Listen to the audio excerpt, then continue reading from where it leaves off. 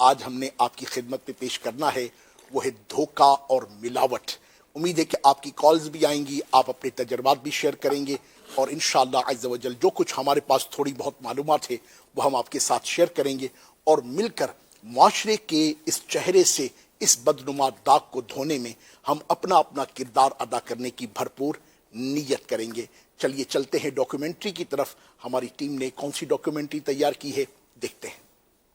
مسلمانوں کا شعبہ تجارت اپنی اسلامی خصوصیات کے سبب نمایاں ہے، جس میں عدل و انصاف ہے اور اپنے مسلمان بھائی کی خیر خواہی بھی ہے۔ اہل ایمان تاجروں کے ایمان افروز واقعات سے تاریخ کے صفحات مالا مال ہیں، مگر بدقسمتی سے ماضی کے برعکس حال کی صورتحال انتہائی ابتر ہے۔ لوٹ گھسوٹ، دھوکہ دہی، غلط بیانی اور چور بازاری تاجروں کی عادت میں شامل ہو چکی ہے، جس کے نتیجے میں صارف پریشان، جبکہ تاجر بے برکتی کے سبب طرح طرح کی آفتوں میں گرفتار ہے۔ آج ہم جس کے بارے میں آپ کو بتانے جا رہے ہیں اسے مارکیٹ کی زبان میں ملاوٹ کہا جاتا ہے۔ اس بارے میں اسلام کی تعلیمات کیا ہیں اور اس برے عمل کا انجام کیا ہے، آئیے آج ان سب باتوں کو دین اسلام کی روشنی میں جاننے کی کوشش کرتے ہیں۔ آپ صلی اللہ تعالی علیہ وآلہ وسلم ایک نیک اور پرہیزگار تاجر کی خصوصیات بیان کرتے ہوئے ارشاد فرماتے ہیں، تمام کمائیوں میں سے زیادہ پاکیزہ ان تاجروں کی کمائی ہے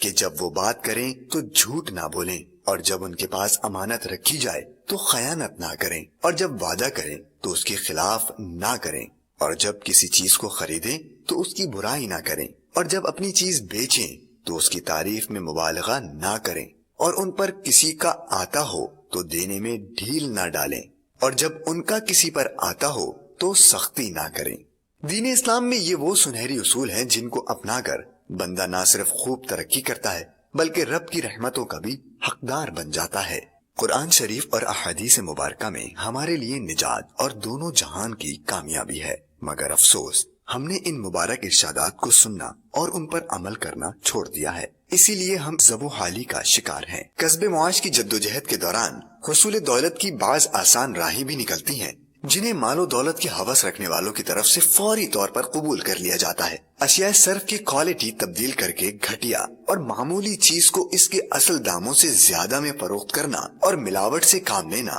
عصر حاضر میں ہنر اور نفع کمانے کا بہترین ذریعہ بن چکا ہے۔ اسلام میں اس طرح کے عمل کو نہایت قبیح اور انسانیت سوز قرار دے کر ممنوع قرار دیا گیا ہے۔ حضور اکرم صلی اللہ تعالی علیہ وآلہ وسلم ملاوٹ کرنے والوں کو تنبیہ کرتے ہوئے ارشاد فرماتے ہیں، من غش فلیس منی، جو ملاوٹ کرے وہ مجھ سے نہیں۔ ایک بار نبی اکرم صلی اللہ تعالی علیہ وآلہ وسلم نے ارشاد فرمایا، اللہ تعالی پاک ہے اور پاک ہی کو دوست رکھتا ہے، اور اس نے مومنین کو وہی حکم دیا جو رسولوں کو حکم دیا تھا۔ دوسری روایت میں ہے کہ حضرت سیدنا سعد رضی اللہ تعالی عنہ کو مستجاب الدعوات بننے یعنی اس مقام تک رسائی حاصل کرنا کہ جو دعا مانگے قبول ہو کا نسخہ حضور اکرم صلی اللہ تعالی علیہ وآلہ وسلم نے انہیں کچھ یوں ارشاد فرمایا، اے سعد اپنی غذا پاک کر لو، مستجاب الدعوات ہو جاؤ گے۔ اس ذات پاک کی قسم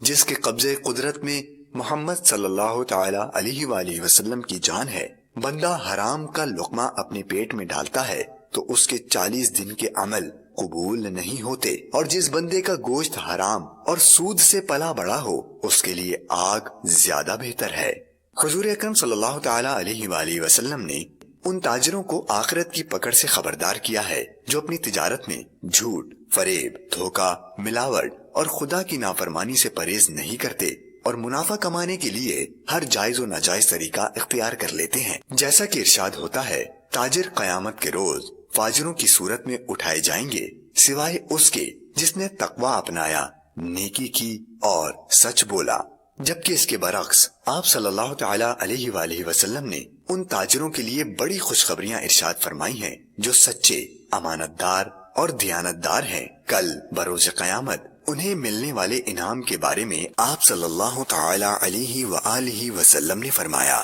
سچا امانت دار تاجر انبیاء، صدیقین اور شہداء کے ساتھ ہوگا، لہٰذا اپنی کمائی میں برکت لانے، اس میں خوب اضافہ کرنے، اپنی عبادات اور دعاؤں کو قبولیت کا درجہ دلانے اور سب سے بڑھ کر آخرت کی فلاح پانے کے لیے حلال اور جائز طریقے سے روزی کمائیے اور ملاوٹ جھوٹ اور دھوکہ دہی سے اپنے آپ کو دور رکھیے، انشاءاللہ دنیا و آخرت میں سرخروئی نصیب ہوگی۔ مدنی چینل کے ناظرین، ملاحظہ فرمایا آپ نے، یہ دھوکہ، یہ ملاوٹ، یہ اپنے اندر کس قدر قباحتیں رکھتی ہیں، اور شریعت مطہرہ نے اس کے تعلق سے ہماری کیا رہنمائی کی ہے۔ ایک گوالا جو دودھ بیچنے والا، بھینسوں کا دودھ نکالنے والا، اپنے دودھ میں پانی ملاتے ہوئے یہ بات کہہ رہا تھا، کاش کہ میرے بیٹے کو پیور، اصل، خالص دوائی مل جاتی تو میرا بیٹا بچ جاتا۔ حیرت کی بات یہ ہے کہ وہ خود دودھ میں پانی ملا رہا ہے اور اس بات کا افسوس بھی کر رہا ہے کہ میرے بیٹے کو اگر خالص دوائی مل جاتی تو میرا بیٹا بچ جاتا۔ یہ بات ہمیشہ سے ذہن میں رکھی جائے۔ ایک دانشور نے بڑی زبردست بات کہی۔ وہ کہتے ہیں کہ ایک بات ہمیشہ زندگی میں یاد رکھنا، کسی کو دھوکہ نہ دینا، کہ دھوکے میں بڑی جان ہوتی ہے، یہ کبھی نہیں مرتا، گھوم کر ایک دن واپس آپ کے پاس ہی پہنچ جاتا ہے، کیونکہ اس کو اپنے ٹھکانے سے بہت محبت ہوتی ہے۔ یہ گھوم کر آتا ہے۔ آج آپ نے کسی کو دھوکہ دیا ہے تو یاد رہے یہ ایک دن گھوم کر آپ کے پاس آ جاتا ہے۔ کتنے محروم ہیں وہ لوگ، کتنے بدقسمت ہیں وہ لوگ، اور ایک لفظ استعمال کروں ہے تھوڑا سا تلخ، کتنے بدبخت ہیں وہ لوگ کہ جو اپنے تھوڑے سے نفع کی خاطر نہ جانے کتنی زندگیوں کو داؤ پر لگا دیتے ہیں، مسلمانوں کو دھوکہ دے کر ان کی اعتماد کو ٹھیس پہنچاتے ہیں، ان کی مال سے غصب کر لیتے ہیں، اور پھر کچھ تو ایسے بدبخت بھی ہوتے ہیں، ایک تعداد ایسی ہوتی ہے کہ جو ان کی جانوں کا سودا کرتی ہے۔ وہ کیسے؟ آج آپ کی خدمت میں کچھ حقائق پیش کرنے کی کوشش کروں گا۔ وہ ہمارے معاشرے کا ایسا عجیب حال ہے،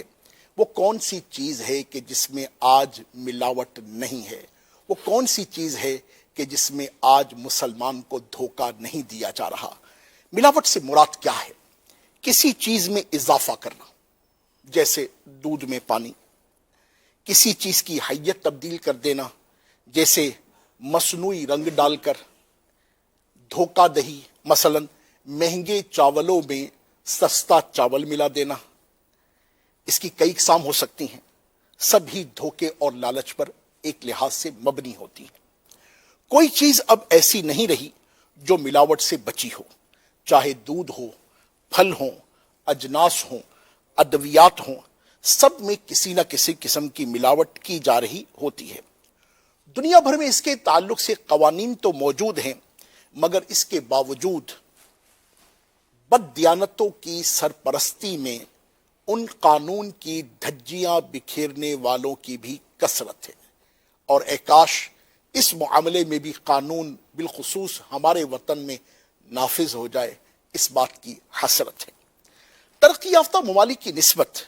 غریب ممالک میں اس کاروبار کی موجودگی بہت زیادہ ہے۔ زیادہ سے زیادہ نفع کمانے کے لیے مال و دولت کی خاطر لوگ دھوکہ دیتے نظر آتے ہیں۔ جس طرح سے میں نے آپ کی خدمت میں ایک بات کہی کہ گوالا دودھ میں پانی ڈالتا ہوا یہ سوچ رہا تھا کہ کاش میرے بچے کو خالص اور اصل دوائی مل جاتی تو وہ بچ جاتا، وہ زندہ ہوتا۔ اگر ہم اس مکروہ دھندے کی بات کریں تو دنیا بھر میں 200 ارب ڈالر کی ملاوٹی یا جعلی ادویات کا کاروبار ہوتا ہے۔ یہ صرف ادویات کی بات کی جا رہی ہے جناب۔ جی ہاں، بہترین companies, multinational companies, recommended companies, certified companies, researched companies, ان کی نسبت میڈیسن مارکیٹ میں اب 2 نمبر کی کمپنیز کی ترکیب اس قدر زیادہ ہے، اور دوائیاں جو کہ بیماری سے شفا کی علامت ہوا کرتی ہیں، اب یہ بیماری سے مزید بیماری کی طرف بڑھنے کا ایک اسٹیپ بن گئی ہیں۔ وہ چھوٹی سی درد سر کی دوائی ہو یا ہائی اینٹی بائیوٹک، ہر معاملے میں دھوکہ دھوکہ دھوکہ۔ قیمت دیکھیں تو آسمان سے باتیں کرتی ہے۔ ایک نارمل اچھی کمپنی کی دوائی اتنی مہنگی نہیں ہوتی جتنی ان 2 نمبر کمپنیوں کی دوائیاں مہنگی ہوتی ہیں، وہ انجیکشن فارم میں ہو, وہ ٹیبلٹ فارم میں ہو, وہ سیرپ فارم میں ہو, وہ کیپسول فارم میں ہو, یا کہ کسی اور انداز سے ترکیب ہو. بدقسمتی یہ ہے ان کی زیادہ قیمتیں اور پھر ایک اور معاملہ ڈاکٹرز کی بے حسی, طبی عملے کی بے حسی, اور پھر ان سے رشوت وصول کر کے ان 2 نمبر دوائیوں کی پرسکرپشن لکھنا, یہ اس قدر عام ہو چلا ہے, اس قدر عام ہو چلا ہے کہ کیا کہیے. اور پھر اس کے بدلے میں ورلڈ ٹور کی ترکیبیں بنانا, دبئی کے ٹور کی ترکیب بنانا, فیملی کے ساتھ جناب والا کہیں نہ کہیں کے ٹرپ کی صورتیں بنانا, گھر میں اے سی کا آ جانا, گھر میں جناب والا پورے کا پورا جو انٹیریئر ڈیکوریٹر ہے, انٹیریئر ڈیکوریشن کی جو ترکیب ہے وہ ساری کی ساری کمپنیز کروا کے دے رہی ہوتی ہیں, ایون کہ گھر تک بنوا رہی ہوتی ہے, ایون کہ آپ کو گھر تک کمپنیز لے کر دے رہی ہوتی ہیں, تو وہ کیا اپنی جیب سے لے کر دے رہی ہوتی ہیں؟ اللہ کے بندو ذرا سوچو تو صحیح, مولا کریم جل علا نے آپ کو مسیحا بننے کا شرف عطا کیا تھا, آپ کیسے رہزن بن گئے؟